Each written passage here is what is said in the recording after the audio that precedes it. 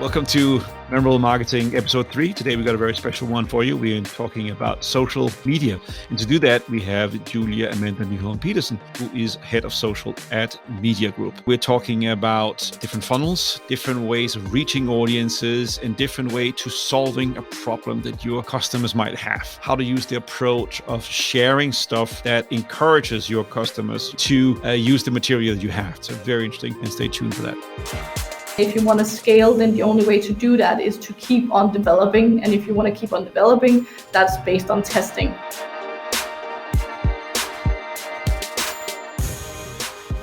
Today we have a very special guest. We have Julia Amanda Nyholm Peterson. She is the head of social media, so everything related to Facebook and all the other social media services and how big clients use that to operate. That's her job. So all the questions you want to know and want to hear about social media and how that's happening on a big scale, Julie is our girl. Hi, Julie. How are you doing today? Thank you so much for the good presentation. I'm doing very well today. Just great to be here, and I'm looking so forward to this podcast and sharing a bit of my knowledge, giving some insights. Great. How long have you worked with MediaGroup? I have worked with MediaGroup for roughly 2 years. I used to be a freelancer, and then I couldn't resist the offer of joining MediaGroup. I mean, there's a lot of perks in being in this agency. I won't bore you with all of them, but I mean, it's really been a journey. I mean, going from working solo to working with a big team and working along with Facebook as well. So, I mean, I've really enjoyed my 2 years here. Oh, that's great. And when you started, you didn't start as the head of social media, so you worked your way up, or is that the right way to do it? Yeah, I mean, so actually a lot has changed in MediaGroup since I joined. I mean, when I joined, we were a very small social department. I think we were me, of course. I replaced someone else. And then I had a studio assistant, and then we had a support team in Hong Kong, and that was kind of it for the Danish office. And now, I mean, I'm looking into my office, and we have several Danish full-time employees, and we have several student assistants. We have support in Poland. I mean, so the agency has grown massively within the past 2 years. So it's been so great to be a part of that. And then I kind of took lead in terms of social media, which is great. I mean, it's been a great experience, is a great experience. Yeah, I've only joined the agency about 2 months ago, and in those 2 months we're already 7 new people on a global scale. So it's definitely growing. So it's a good place to be. So that's good to hear. So Julie, we are here to talk about social media. So can you explain social media to me like I'm a 5-year-old? Sure. I mean, it's a big question for a 5-year-old, but I mean, so what social media is, it's content-driven platforms driven by users. So, and what we do is that we place ads. So, I mean, one thing is that the platform is based upon user content, and then there is another layer, which is the ads. So, I mean, we just tap into placing ads to the right people. So that's kind of what paid social media does. Yeah, so that's your job. So getting eyeballs, getting people to click on the ads, or creating awareness through these ads. So how do you place an ad? I mean, how do you determine who the target audience is? How do you define that? I mean, it's built upon several criteria. So it depends upon the client, of course. So what we do is that we identify not only, I mean, the target groups, but also, I mean, we target different stages within the buyer's journey. So, I mean, it's not just placing an ad in front of the right people, it's placing an ad in front of the right people at the right time with the right messaging. Yeah. So, I mean, there's more layers to it than just placing ads. And the way that we segment that is built upon several different criteria from each client, which we do based on analysis and all of the sort of data grounds that we have in order to know a bit more about how the audience responds with different messaging and different ads. Okay, so I'm a newly CMO, Chief Marketing Officer at a company, and I'm looking at all the different ways to go out there and create awareness or try to sell my product. How important is social media in today's advertising landscape? I mean, it's very important when you build a marketing flow. I mean, you kind of rely on people seeing your ads, I guess. So if you're only available in the physical world, then you will miss a big part of people's awareness. So people, they spend billions of hours online. So it's important, in order to support all of the touch points that leads up to a customer journey, to be visible on social media where your audiences is at. With that being said, you shouldn't be visible everywhere. I mean, just because your audience could be there, you should be visible on the platforms that make sense in order to your product. Okay, and how do you define that? I mean, in terms of your product. So let's play the game that I'm a new CMO. How do I, let's just say I'm selling bubble gum, chewing gum, I don't know, something online. How do I define that? And how do I, you said the right product at the right time with the right message, with the right target group. How do I define that? How do I work on that? I mean, that's not something that you defined on your own. That's usually something that you defined with a team of specialists analyzing data and analyzing market trends. So, I mean, when we dig into those analyses, when we dig into that data, then we kind of get a feeling about what could be the right strategy for you. And then what we do is that we build a content strategy, and we build a placement strategy upon like a full funnel approach. So not only seeing people in the decision layer, but also be able to creating awareness, be able to creating consideration, and all of these other things driving into a sale. So I mean, when we have built sort of an activation plan and something like that, we launch it. Yeah. And then when it's been launched, then we have the opportunity to rethink all of the data. So it's all about the test and learn mindset of it. Of course, if you're a big global company, then you would most likely have some data available that we could, I mean, going into it, that we could already have analyzed and could have built upon. But I mean, if you start out, then it's really about test and learn. Okay. And so you test and learn. So your advice is, me, the new CMO, in a different company, you advise that you start having smaller campaigns and you're testing various things to see what converts and what doesn't convert, and then sort of go after the one that's most successful, or is that what you're saying? It depends, because I mean, so first, when you go into a campaign, or when you go into something like that, you need to define what is your goal, what is the KPIs. And you might be like some of the other CMOs out there. So I would put a list in front of you saying, would you like increased sales? Would you like more leads? Would you like higher return rate, and all of this? And I mean, and what they usually do is they pick all of them. They pick all of the goals, and they want to do it all at one time. And that's the greatest.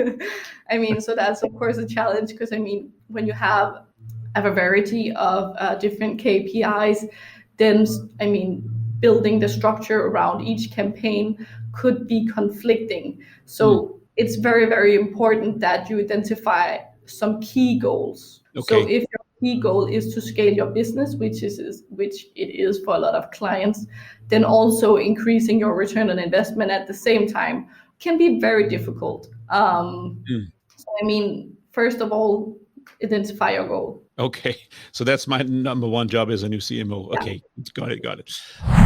You mentioned conflicting KPIs. Can you elaborate a little bit on that in terms of that? Yeah, sure. Yeah.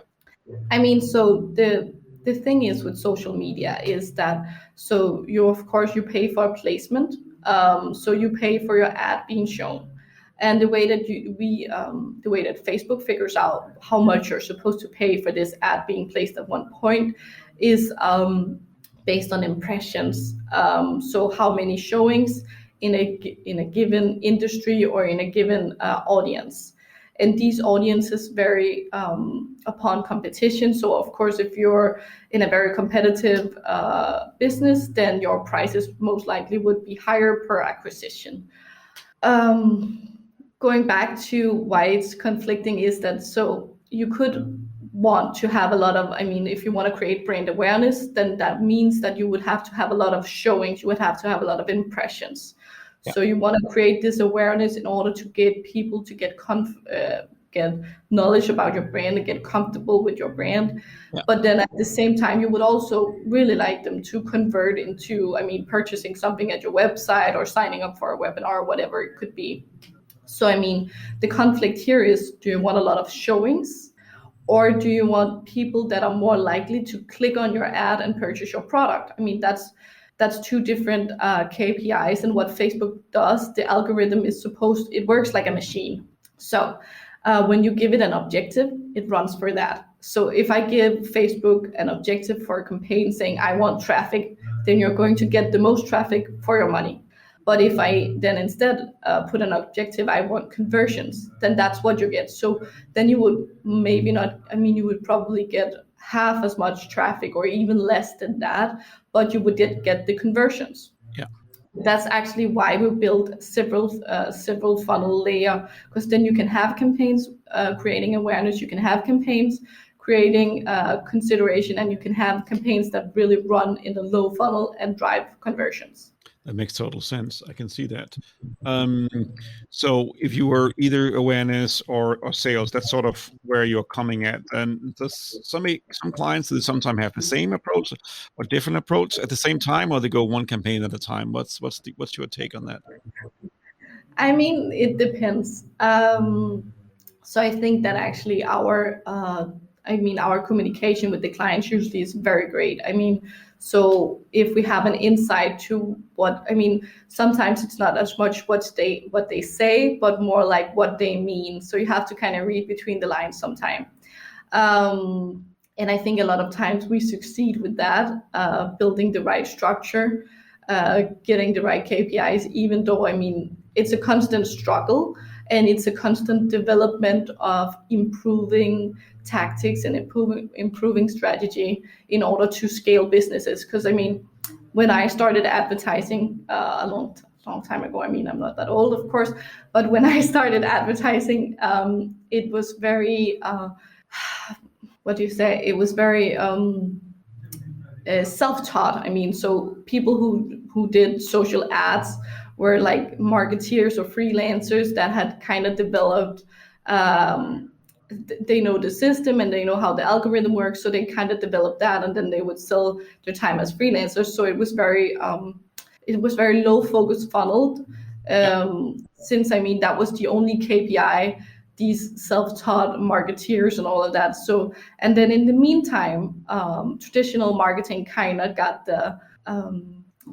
their eyes on what it is that Facebook and Instagram and all of these online placements, what it is that it can do, and then they kind of added they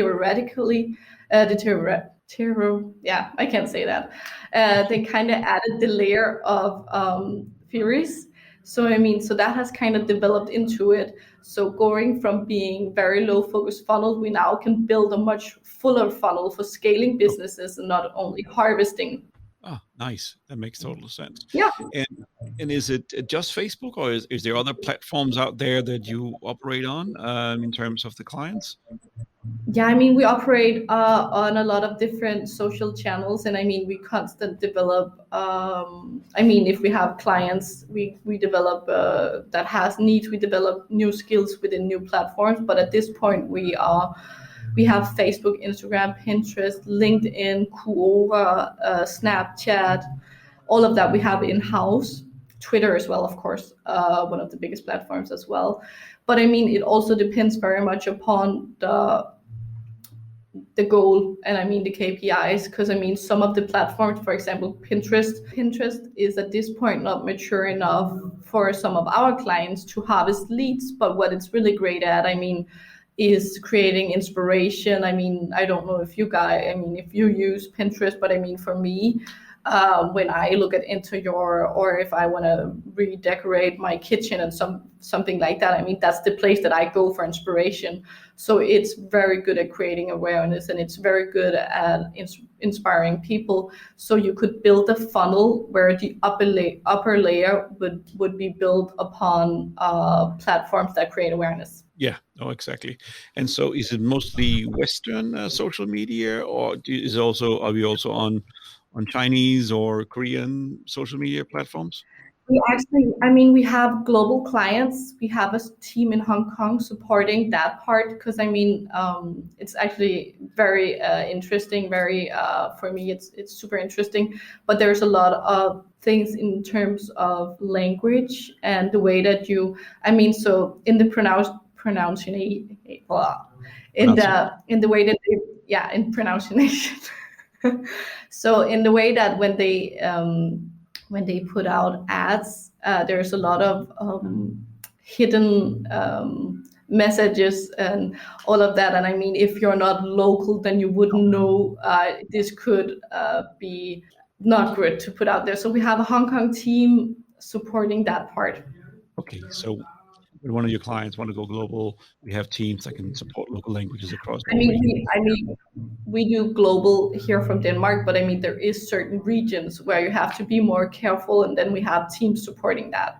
But I mean, almost all of our clients are actually global.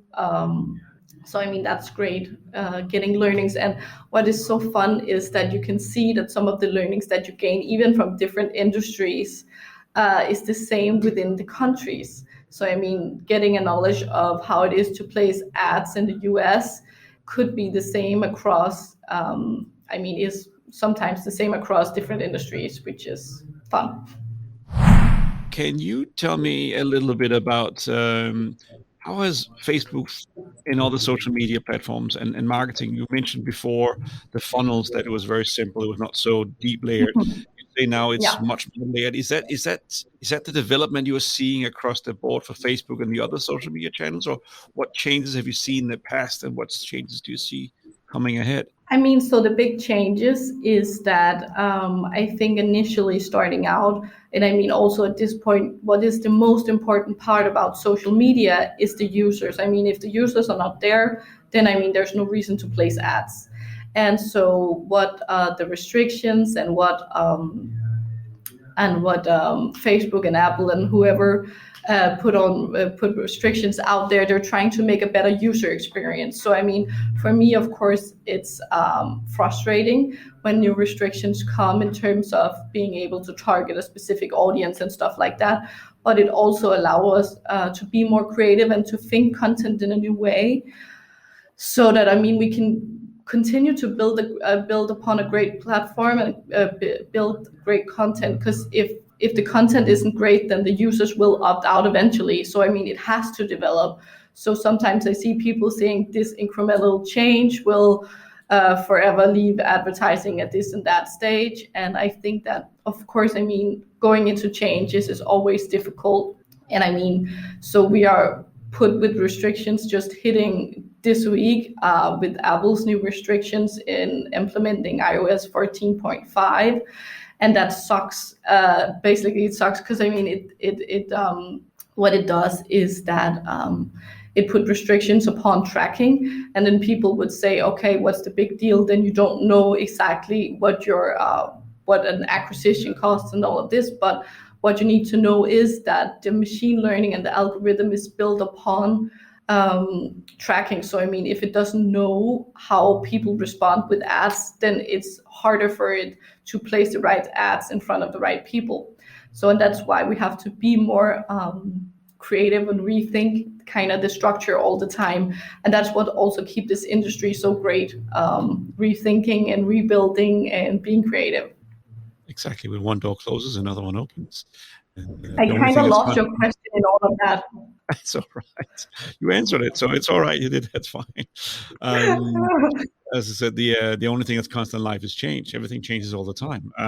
You look at Facebook 5 years ago, 10 years ago. It is not what it is Yeah. today, and what it will look like in 5 to 10 years. Where do you see, besides the regulations coming up with, as you mentioned, iOS 14.5, the no tracking from Apple's policy? Google also started talking maybe a little bit about it. I don't know. Was it Yeah. Samsung or was it Google talking about that? Where do you see? Buddy. Sorry? Everybody.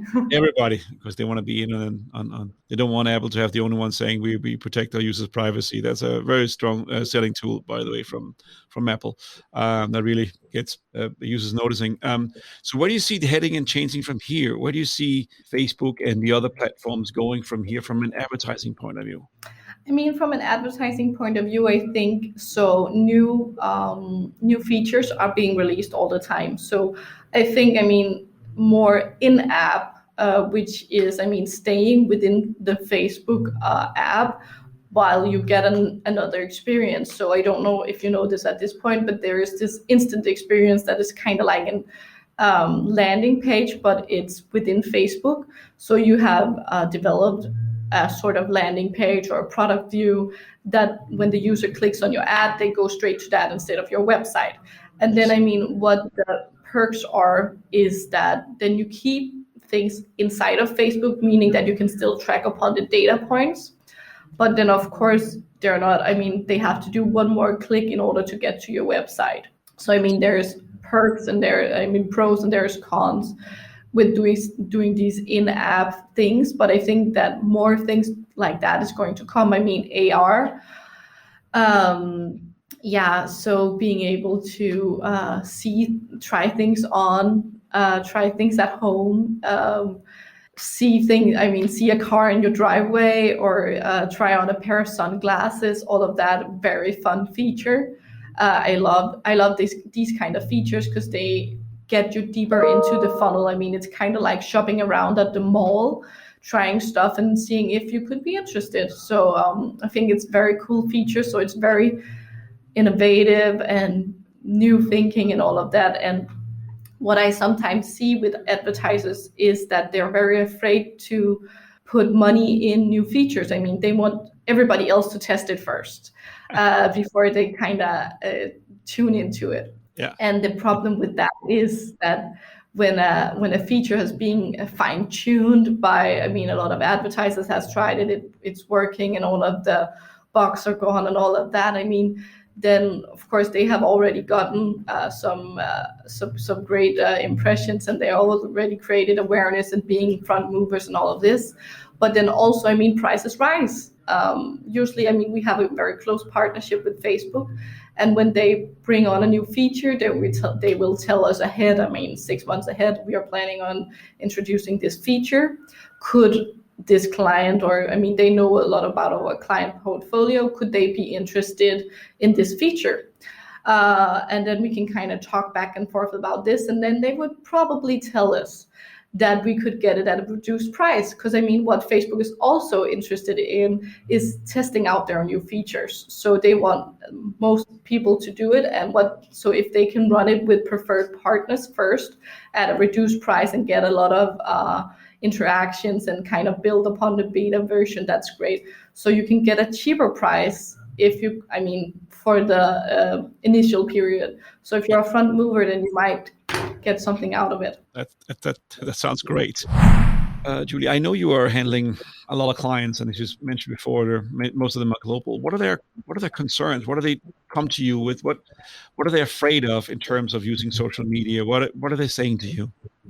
I mean, there are so many concerns. And actually, I just spoke with this CEO this morning, and I asked him about, I mean, so we have, we're here in the National Stadium in Denmark, and we have an office, and we share it also with another agency that does events. And one of their things is that they're going to launch this new meeting tool, which is basically, I mean, I don't know too much about it, but it's virtual meetings, and it's called Virtual Hive. And I asked him, so what is your biggest concern placing a large amount of your money into online advertising?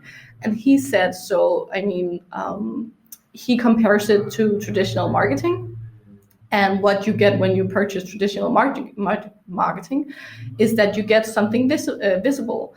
I mean, so you get a TV ad, you can see that on your TV screen, you know it's going to be between 8 and 9 or whatever.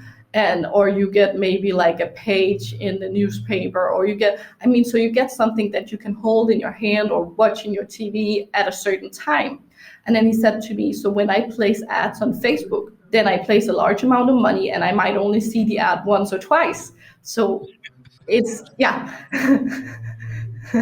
Yeah. And I mean, that's the thing. I mean, so we are not planning to spam him. I mean, he's probably will be, because he's going to be retargeted. But I mean, so we don't plan to show the ads an insane amount of times in order to give him that sort of feeling that, oh, this is my ad, it's being shown here and all of that. So I mean, it's the comparison of they used to have something physical and now they don't. And so then instead, I mean, I told them about we have a dashboard that we built for all of our clients that you can follow on a day-to-day basis, where you can see how many impressions has these ads generated, how many leads has come into by this ad and that ad. So I mean, he can follow it on a daily basis and get that feeling of getting some bang for his buck. That's good. There's an old marketing trick I heard from the US. When you have a client, you find out where the CMO lives and you put a billboard very close to their house, and then you put one billboard very close to their office. So they, every time they leave the office, they see that campaign is working. It's right there. So that's important for them, of course. So yeah, the feeling that people have when they pay money for an advertising, they want to see it's working, so that makes total sense. When you have other clients, you talk about what are their concerns before they launch a big campaign, a big push, or what are you debating before you press the go button? What's the concerns from other clients you might have? I mean, the concerns are, of course, if they're going to hit their targets in regards of the KPIs that they put out there. So every year prices increase on Facebook, and that's a chance to be more creative, in my opinion. So I mean, prices go up, and why do prices go up? They go up because the competition has increased. I mean, a lot of competition has come to these platforms, and I mean, starting out, it was super cheap to advertise. Now it's not anymore, and you have to be much more creative because, so as I said initially, is that Facebook is built upon content. And I mean, you don't go to Facebook or Instagram or Snapchat for viewing ads, unfortunately. You go there for the content. So Facebook wants to show great content, and when there's a lot of competitors, they would select the best content. So the prices are increasing because they pick and choose between a lot of competitors. So that's one of the concerns, is my price is going to rise? And I mean, my answer to that would be yes. Yes. So it's going to be more, so it's going to be more expensive for getting. In total, I mean, it's going to be more expensive. But also, if you build a full funnel, then you would be able to scale your business, and you would be able to get another. I mean, you would be able to build your revenue, and you would be able to build. So it doesn't mind if your cost per acquisition goes up, if the order intake goes up as well. So it's kind of building that bridge between the concerns about the price and what the revenue brings and all of that.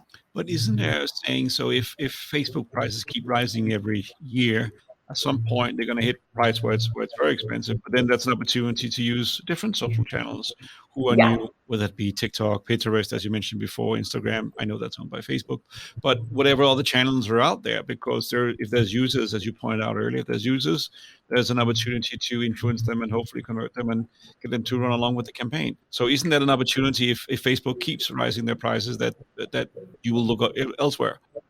I mean, yeah, sure. Of course, it's an opportunity to be more creative and to spread out your advertising on different platforms. But also, it's an opportunity to look at, because if you have great content and if you have great creatives, then Facebook will give you more showings. So if you build from the beginning a great setup with the right messaging for the right targets, then you shouldn't be concerned about the prices rising. Okay, so for your point of view, it's one thing is the execution of the actual campaign, but from your point of view, the better the content, the better the campaign is, the easier it is to convert. So what you should spend some more time on, maybe also money on, is creating great content. Is that what you're saying? Yes, and that goes for all platforms. Creating great content is what social advertising is built upon. If you don't create great content, if you just I can give you an example. So if you just show an ad saying buy my product, it's the best, then that probably wouldn't get the feeling of, well, that's the best product, I would buy that. You want to tap into concerns and you want to engage people with your content. I saw an ad yesterday, and it's not like it was genius, but I mean, I can't. I mean, it's still in my mind, so it probably is genius. And so my concern is, I mean, we're facing summer soon, and I really want to go on vacation. But I learned from last year that if your vacation is canceled, then I mean you can be refunded, but it's probably going to take a long time. I mean, it took me 6 months to get the deposit back on hotel and blah blah blah, all of that. And I mean that was a big hustle. So I haven't even gone into booking my summer vacation yet, even though I planned it. So yesterday I was faced with this ad saying we have full refundability, instant. And I mean, go book your summer holiday now. And I think that's a concern that many people are sitting with right now. And I mean, they could just have placed an ad in front of me saying we have the best holidays in this area, or we have the best hotels, and I mean, showing me luxurious pictures and all of that. But I mean, they know that that's not why people purchase. I mean, that's not why people book vacations at this point. They book vacations and then they hope to get refunded if they don't go. Change overnight. You can change within a week. Change, suddenly you're in lockdown again. Suddenly you're back open again with the pandemic happening. Absolutely. If you address that problem that people have and you make sure more ease to book and you get your money back, why wouldn't you choose them as opposed to someone else? It gives you that choice of relief. Absolutely. That's a very good point. Yeah, I mean, I think, I mean, for me, it was just a big hustle. I mean, it's not even that of course, I care about the money I do. I mean, I don't want to have a lot of money spent on a vacation and never get it back. But I mean, for me, it was more like all of the process of going into having your money refunded. It took, I mean, insane amount of hours. Yeah. And I really don't care for that at all. No, it took me 9 months for get some money back from my airline. Yeah, and I finally got it back right before Christmas, so it was a good gift. But it was annoying. It was it's very, very hard. And I mean, so they probably had of course, a content team or an in-house team saying, okay, these are the questions that we're getting from a lot of people trying to book holidays right now. Should we maybe send out a message, or I mean, meet people with their tapping into their concerns? And that goes actually across industries, tapping into concerns of why people might not buy your product. So that's one of the keys. So also, I mean, we have this client who works with jewelry. And specifically has an audience. I mean, so they have a broad range of jewelry available. But what they wanted to do, they wanted an ad. They wanted a campaign for engaged couples to buy engagement rings or to buy wedding rings. So, I mean, this is a very specific audience, and I mean, it's only one type of product that you would show these people. So first of all is how you target people that are newly engaged. I mean, so this is a filter that Facebook has available at this point. So, I mean, if people announced on Facebook that they are newly engaged, or I mean, so define newly between, I don't know, 6 months or a year or something like that, then I could assume that they might get married. And what do people need when they get married? They need wedding rings. And so this client would like to advertise for the wedding rings on their website, of course, but this is custom built wedding rings. So the first ad that we showed to people was like a broad range of very luxurious and impressive wedding rings. And then video also kind of going around like the craftsmanship. I know that a lot of feelings go into purchasing. I haven't purchased a wedding band, unfortunately, but I mean, I could assume that a lot of feelings go into purchasing wedding rings. So creating awareness about their brand and their wedding rings, and then from that point on, when people then visit their website, we could retarget them with more specific ads. So, for example, an ad saying come to the store or book a session. So you book a session with a jewelry expert at the store and you get to try on all of these impressive wedding rings. So that's great. So, I mean, this is another layer that we would do only for the people that has already clicked that they're interested in these products. And that, I mean, created a lot of traffic to the store and a lot of bookings. So that was a very successful campaign. And also, I mean, going forward, you can use this audience if you wanted to retarget. I don't know if it's a thing also in other countries than Denmark, but in Denmark, you give morning gifts. So the day after you were married, you give your husband either a very expensive watch, or you give your wife a pair of diamond earrings or something like that. So we could assume that people who have already bought a wedding ring would, in Denmark, most likely also like to purchase a morning gift. So we could advertise for this type of gifts as a retargeting layer. So it was a really great audience to work with. Very exciting. And also, I mean, there's this positive vibe every time you do stuff for weddings. I just enjoy it a lot. Have you spoken to your boyfriend about that at home? Or? He says it's too expensive to get married. So. Well, what's the joke? Daddy, how expensive is to get married? I don't know, son. I'm still paying for it. You know, it's. We talked about the Apple restrictions, and last year there was another big change. Was it last year, or the year before, with GDPR? Is that what it's called? The regulations that came into effect. How did that affect campaigns, and how did that affect marketing from your point of view? I mean, it affects not only tracking, because I mean, one thing is that we will be limited in terms of tracking on when you move. I mean, so when you click an ad and you move on to the website, that's where the tracking happens with the pixel that's placed on your website. And with the restrictions right now, then these tracking points won't be sent back if you choose to opt out. So what Apple has done is that, I mean, right now you can choose to run Facebook without ads, but you have not without ads, without tracking, but you have to do it in your settings. And what Apple is doing now is they're meeting you with a prompt when you open the app, and then set by default tracking will be taken off. Yeah. So that's a big change, going from having a hidden choice of not being tracked to being met with a message, do you want to be tracked? Yeah. And we don't know at this point how many people will choose to opt out, how many people will not. But what we do know is that we're probably going to see a decrease we are going to see a big decrease in the amount of data that we collect. So the data is not only used, of course, for showing how effective an ad is, but it's also used in terms of machine learning. So the machine works upon data. So when it knows how you respond to an ad, and if you purchase something, then it works smoother.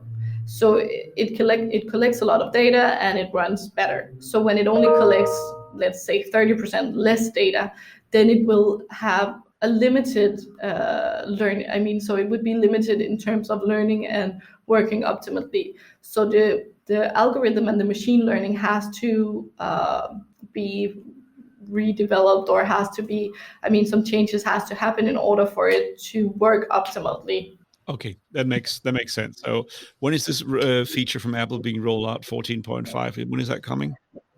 As we speak. As we speak. Okay. Yeah. Right. Well, that's going to be challenging days ahead for you. It was also a big challenge with the GDPR. And at that point, I was still a freelancer, and I was thinking, okay, this is the end. I'll have to find a job in another industry and all of that. And then it turns out that if you work creatively with your content, and if you work creatively with placing ads, and if you have an open mind, then you're probably able to harvest leads anyway, and you're probably able to place ads in a new way that will then still assemble some sort of accomplishment. Yeah, and the user won't notice one difference or the other, but it's more challenging from your point of view. But the user will not experience anything different. So it is just what it is. But something else will open up. Money will find a way. It always does. In terms of learning from the market, what are the big lessons from learning from a market with your running campaign? You mentioned briefly earlier, test and learn. Can you elaborate a little bit on that? Yeah, sure. So when we place ads, we do it on people, advertisers has to, and our clients has to set a budget for testing and learning. Because I mean, one thing is all of these new features that has to be tested out for each brand. How does it work? But also in terms of creating new audiences and creating new ways into the funnel. So you would have to allocate a budget to testing new features and to testing new markets and all of that. Because I mean, so what we do is we scale businesses. And if you want to scale, then the only way to do that is to keep on developing. And if you want to keep on developing, that's based on testing. So, I mean, there's only one way to go if you want to scale your business, and that's test and learn. Okay. And so what do you recommend? How much of a budget? Is it 20%, 10%? I mean, it varies very much. I mean, the smallest clients that we have spend $10,000 a month or something like that. And I mean, of course, if you have a very small budget like that, then a big percentage of your budget cannot go into test and learn. And also, I mean, if you have a giant budget, then 10% is, I mean, enormous, but more or less around 10% for test and learn would be my recommendation. And how often do you adjust campaigns, and when you have them running, and do you adjust them daily, weekly? I mean, what are the big flags? Or do you monitor them constantly and see what's going on? How do you react to campaigns running live?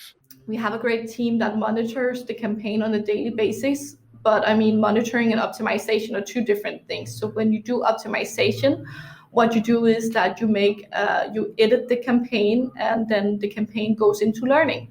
So I mean, you won't make changes if you don't know that the changes are going to affect the campaign in a positive way. So that's why you monitor the campaigns on a daily basis, but you only make the necessary changes. It could be once a week or every second week. It depends upon if it's budget optimization, if it's ads optimization, and what it is. So our recommendation is to run campaigns in roughly around 8 weeks. For one campaign to run is the minimum in order to gain the amount of data that we would like. And then as it goes on, then have it optimized once or every second week. And of course, I mean, if you put something out there and nothing happens, that happens very rarely. I mean, sometimes if you have a new client that has a new product launch or something like that, I mean, it can be very difficult to define the right audience. Most of the clients that we work with, they have ongoing campaigns. So what they do is they have an always on track, which is campaigns that are always turned on, of course, always on track. And that is optimized weekly or whatever. And then you have for example, the Christmas campaigns and the summer campaigns and Mother's Day and all of these other, new product campaigns and all of this. So you have ongoing, always on campaigns, and then you have all of these deeper campaigns. That's. Okay. And so, but will you ever have a campaign that's running forever, or will it keep changing for new target groups? Or, I mean, what's the? That's two questions, and I'm going to go back to another question. So, you also said 8 weeks. You want minimum data for 8 weeks. Can you elaborate on those three things I just mentioned there? So it was a great question. In order, if we have campaigns that just run constantly, and we actually do. So we have in the lower funnel, we have the layer that runs to creating purchases or leads or whatever it could be. And I mean, ideally that runs constantly. It does for most of our clients, but some of them don't. And I mean, so the budget here is flexible. I think, and that probably only goes for being in online marketing. But I mean, so for me, low funnel budgets should be flexible. I actually think that there should be no limits on low funnel budgets. And that's very hard for advertisers, since the low funnel is based upon traction, and it's based upon creating sales. So if you're able to create a sale at a given price that we have filtered out, set up rules for only getting leads at a certain price or getting purchases at a certain price, then I think that there should be no limit. So if you should just keep on collecting, and that should be an always running campaign, in my opinion. Okay. Yeah. And in terms of Yeah. And then you asked about the 8 weeks, why I Yes. want to test, for 8 weeks. So Facebook puts out some best practices that we of course we cooperate very closely with Facebook. And so in order to collect the amount of data that you need to make analysis, then 8 weeks, is the most significant period. Okay, and that's the breaking point. So is it in terms of the time is the best indicator if a campaign is working because it might not No, often no, no, no. be there? It could be 9 weeks or 10 weeks or seven Okay. weeks, but it's in that range. Okay, it's in that range. And so Yeah. it's the more time is more important in terms of how many data points, how many leads, or is it what is the most important determining that? Is that the time of the 8 weeks, or is it based upon the user data of all these people coming through it? Or why do you say 8 weeks? It's not like I need 10,000 leads. I should have clarified that, but yeah, Yes, sure. right. Yeah. So it's an estimate made upon, we are able to collect a certain amount of touch points within that period. Yeah. For the algorithm to run smoothly. So so that's why. And then also when you have 8 weeks, then you're able to launch your campaign, you're able to analyze, and you're able to optimize. And you can do that a few times, so you would have the best setup for the remaining campaign. Yeah. So one of our clients is in the robot industry.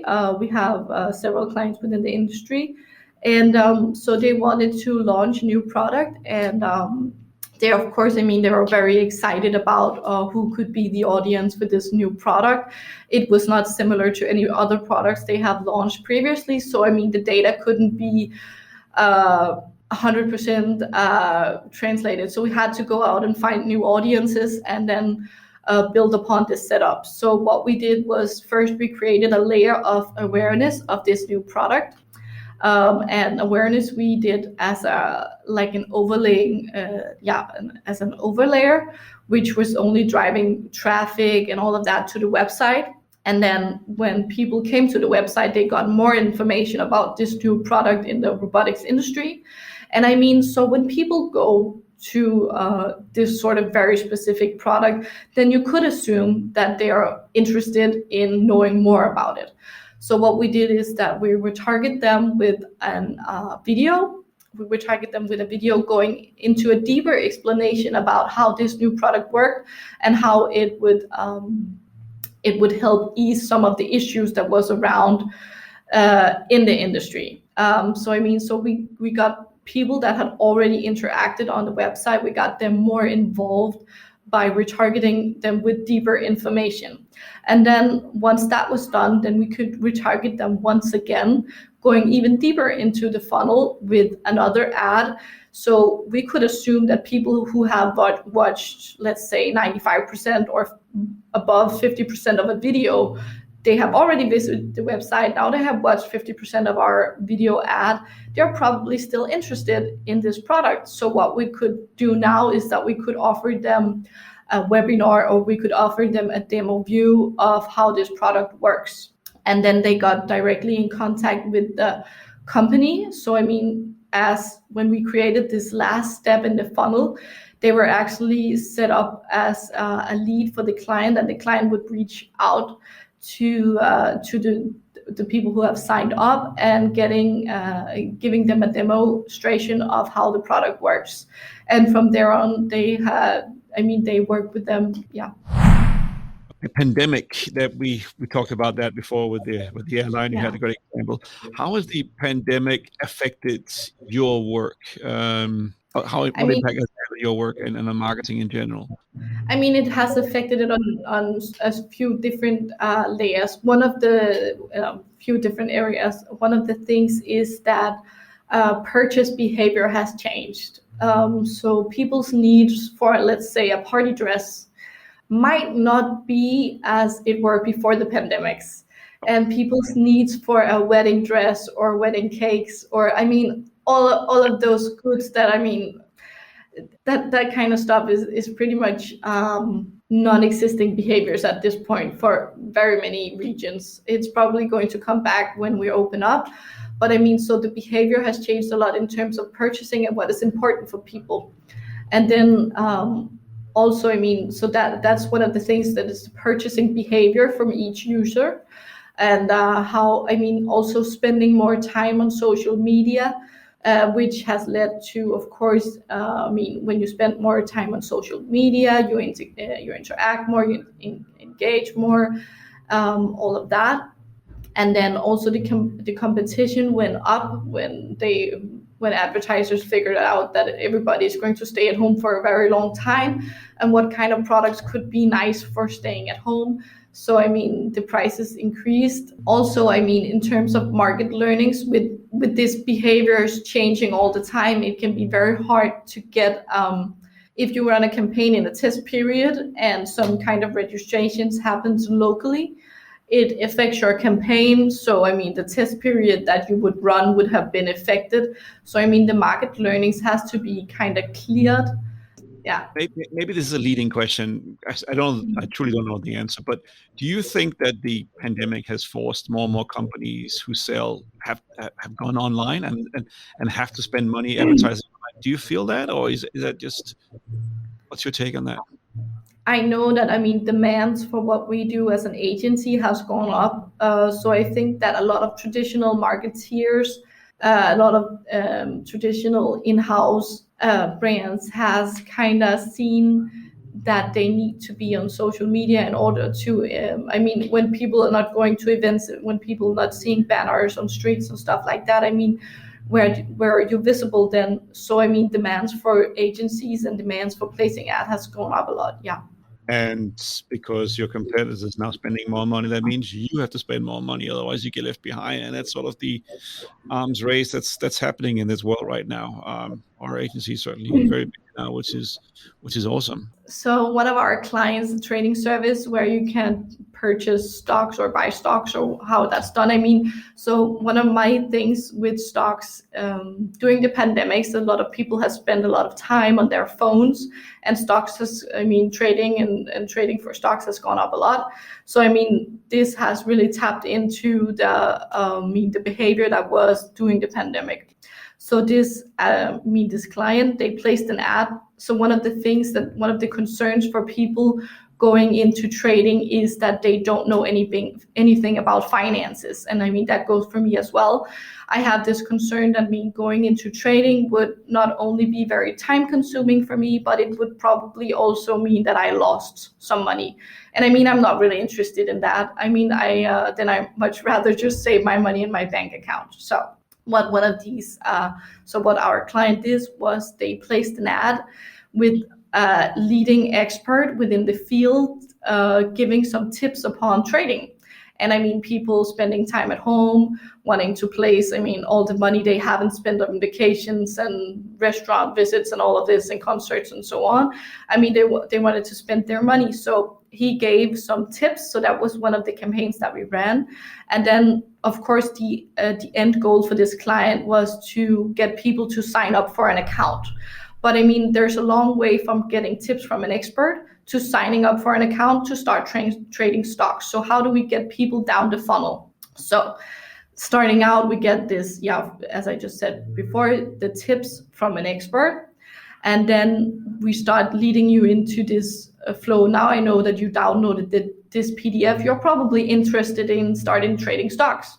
So I would retarget you with another app, signing up for a webinar. Same expert, very trustworthy. I mean, he had this familiar face. People have seen him on TV. That's great. And he had a lot of followers and stuff like that. So I mean, people would follow him for his knowledge. So signing up for the webinar is the next step, and then signing up. The last ad that we did in this flow was signing up for a demo account and then signing up for a real account. So I mean, and this journey took. It could take everything from, I mean, you could do your journey in a few days, or you could do your journey in a few weeks. It depends upon your pace and how long it takes for you to educate yourself on this topic. Yeah. And I think what a lot of advertisers, one of the mistakes that people make is that they think that decisions are made upon first view, and they're not. decisions are made along the way this type of decisions. Trading your savings and buying stocks and all of that, that's a big decision. So it's not something that for most people you do upon one ad. So building this structure around the customer journey turned out to be very successful, and it hit right during the pandemic. So the timing was great. The expert was great. All of it went to phenomenal success, and expanding globally. So yeah. So that was a good campaign because there was a trust factor. People trusted this person because they trust that person. They trusted what he said because they trusted that. They had confidence in this company opening a trading platform and thereby going that way. Okay, that makes and sense. also tapping into the concern of trading being very, very time consuming, and so he could kind of take that down and tell people, it doesn't have to be time consuming if you just follow these steps. So giving people the framework to do the right to do the right trading and buy the right stocks. I like that.